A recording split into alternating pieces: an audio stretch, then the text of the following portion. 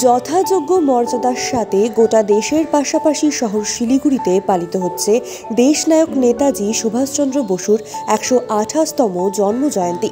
বিভিন্ন সরকারি ও বেসরকারি প্রতিষ্ঠানের পাশাপাশি একাধিক সংগঠনের উদ্যোগে উদযাপন হচ্ছে নেতাজির জন্মদিন। নেতাজির প্রতিকৃতিতে মাল্যদান ও পতাকা উত্তোলনের মধ্য দিয়ে পালন করা হচ্ছে এই বিশেষ দিনটি।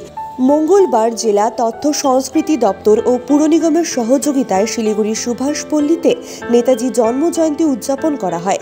এদিন শিলিগুড়ি পুর নিগমের পক্ষ থেকে সুভাষপল্লীতে নেতাজি মূর্তিতে মাল্যদান করেন শহরের মেয়র গৌতম দেব, পুর chairman Pratul Chakraborty, deputy mayor Ranjan Sarkar, mayor পরিষদ শোভা সুব্বা সহ বিভিন্ন স্কুলের পড়ুয়া ও শিক্ষকেরা। এছাড়াও একাধিক বিদ্যালয় ও রাজনৈতিক নেতারা দেশনায়কের মূর্তিতে মাল্যদান করেন। এবং বিভিন্ন সংস্থার পক্ষ থেকে আজকে দিনভর আমাদের ভারত মাতার বীর সন্তান নেতাজি সুভাষচন্দ্র বসু তার ১৯৭তম আবির্ভাব দিবস।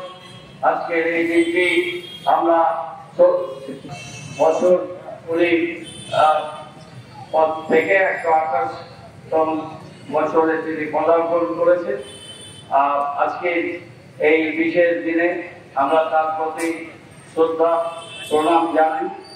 নেতাজির যে আন্দোলন এবং সংগ্রাম